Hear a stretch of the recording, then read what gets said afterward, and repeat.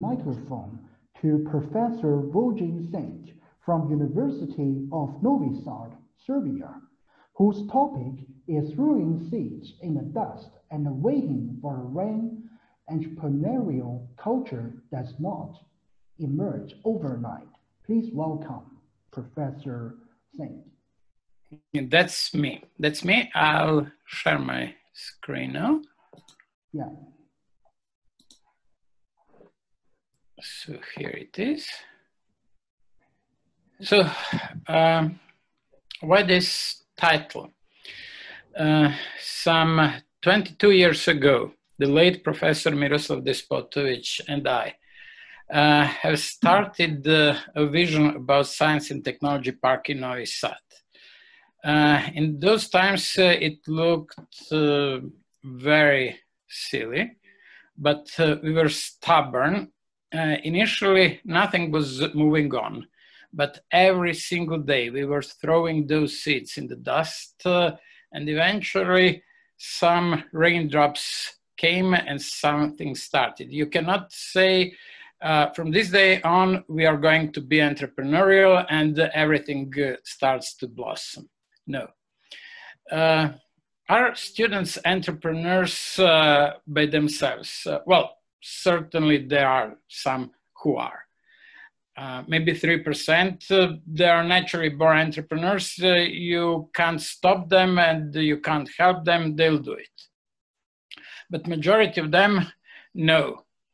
Then you start stimulating them through different courses, encouragement, etc., etc. Then you have extremely large numbers of those who say that they would like to start something.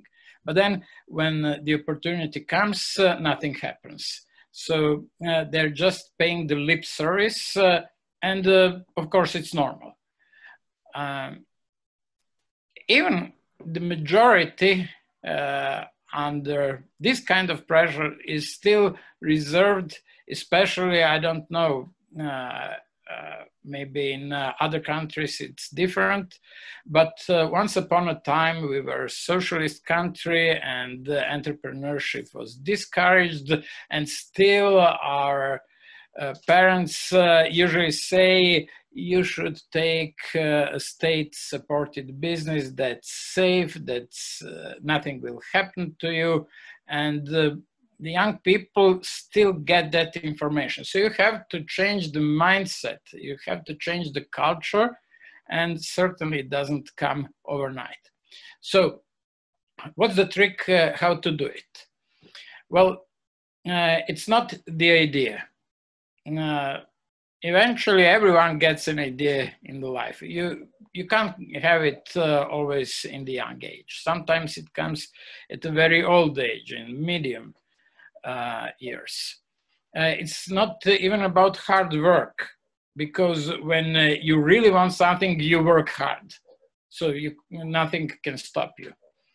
It's not about knowing how this and that detail is performed, because when you need it, you learn it fast. And it's not that chances are everywhere, just pick one. You have to spot the right situation. You never know who, you never know when, you never know what. So what can you do it, for instance, from the part of university? The majority is killing it in advance. Telling people that they can emigrate elsewhere, telling them that you can have them get a nice post in an existing company, keeping them as your research or teaching assistants, or just telling them do not make waves because they will drown you. But on the other hand, you can bring the message that everyone can do it, and the opportunity will show, and then just grab it. The opportunity is like a completely bald man with a stretch of hair in front. And when it passes, you have to catch it fast, because when it passes by you, you can't do anything. So what we can do is to prepare them to spot the chance and to know that they really can do it. But then you really need to prepare them for the nuances that come. Our strategy is thus: telling everyone that they can, introducing different competitions, introducing an incubator, building a science technology park, introducing entrepreneurial courses everywhere in curriculum for engineers. And you never know who is going to blossom out of it. Just throwing seeds in the dust. And my experience from today is that after 10 years of waiting for Sanja and for Oscar, today, Georgi Čelić and I have seen them after the rain that fell some 3 years ago, that they have their startup company, that they are entering our incubator, and that they have a very, very bright idea. They didn't have it as students, but they just remembered that they can do it. And certainly they remembered some of the skills, but now we are training them hard to succeed, and they are going to succeed. And that's just the example of today. Every other day, there is an example of this. The flagship of everything we do is the national competition for the best technology innovation, and its evaluation methodology that includes all and everyone. It is not a competition just for the students, but we have a student division. It's a competition for everyone dealing with the students, for their professors, and for the independent researchers, and for those that already started their companies, and those that are introducing research in existing companies, and then sharing experiences and ideas. During the years, we have introduced the government of Republic of Serbia, universities of Novi Sad, Belgrade, and researchers from Serbia and Republic of Srpska. We have included the Serbian Chamber of Commerce and Industry as a partner in this endeavor. And we have a National Broadcast Service as our media coverage. So, what are the benefits for the people who get included? Well, they have education and education and education.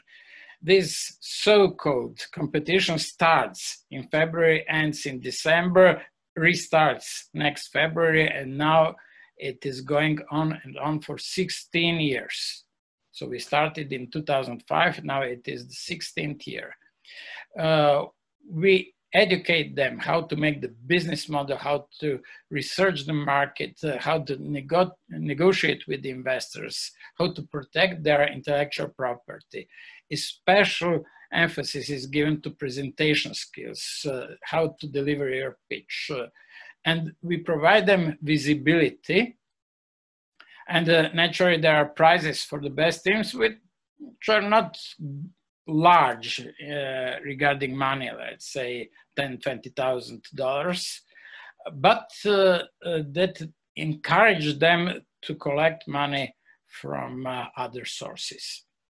And we have a pool of experts in the evaluating board.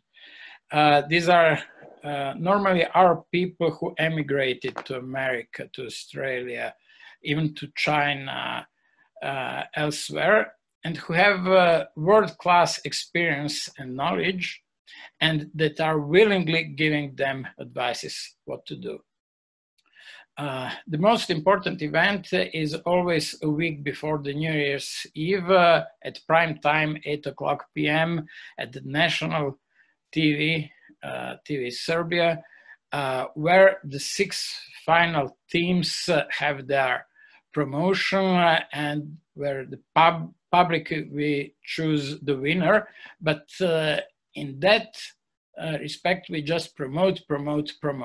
As you can see in the picture, there are some professors, some students in the audience. From 2005 till last year, we had 2,800 teams enrolled in the competition. They have made more than 1,000 business or marketing plans.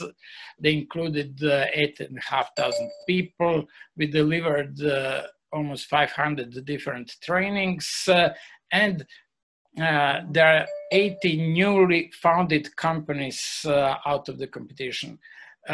Started during the competition. Some people started the competition afterwards, so we don't have the information. Some people already have started their companies beforehand, so we did not include them. So it's just 80 who started during it. And the income of these 80 was 890 million dinars, which is about $9 million. The total budget for the competition is just 10 million. So the ratio income to the cost of everything, including prices, etc., is 89 to 1. So it's very lucrative thing for the state as such. And we have our own procedure for evaluation. Initially, we have a questionnaire filled by the pool of reviewers. Then we have our own procedure of comparing different parts of 2 by 2 competitors. And then we have peer-to-peer evaluation where we do not use the result of the evaluation, but we evaluate the competence that they show. Can they really guess who is better than the other, and who is better is defined by the pool of experts. And that is included then in the results of the competition, because who is not competent, naturally, they are not going to be able to do it right in the market. So it's our own algorithm. We use it already for 4 Horizon 2020 programs, and we have applied for a number of them to outsource our evaluation procedure. And for instance, in the last call, Parsec, there were more than 500 applicants, and we received not a single complaint. So it's very transparent, and everyone knows that their place is exact and right. We have started the UNESCO Chair for Entrepreneurial Studies at the beginning of 2000, but it has been closed at the end of last year by the decision of our rector, because we have been attracting students from all around the universities, and our university and different faculties said that we are stealing students from them and complained, so that this thing has been closed, unfortunately, but we are still performing the same thing under different names. So our activities were establishing an interdisciplinary master's studies in entrepreneurship. We have established international cooperation with 63 countries in the world. We are holding different conferences and performing different types of informal education. On this master studies in entrepreneurship, we have 4 mandatory courses: Introduction to Entrepreneurship, Finances, Market Entrance, and Human Resources for Startups. And we have a number of elective courses like High-Tech Entrepreneurship, including a big chunk on creative problem solving. We have business communication and ethics, entrepreneurial and project management, entrepreneurship in creative industries, research methodology, and anything else when there is an interest for it. So one thing that I can show you is, for instance, this deck of special cards, specifically designed. You see there's something written there. These are principles of creative problem solving, and there is a game that we invented that is used to come to creative ideas very fast. And we are introducing that, throwing seeds in the dust again. And I was very glad about a month and a half ago to see a direct result of this procedure where a team said that they have reinvented everything about what they did using the procedure. So it's a very new procedure developed here, and anyone interested in the details can afterwards ask us to continue. So as far as I can see, my 15 minutes are up. Maybe in the subsequent discussion, I can give you some more details about what we are doing here. Okay, thanks a lot for the keynotes from Professor Vojin Šenk.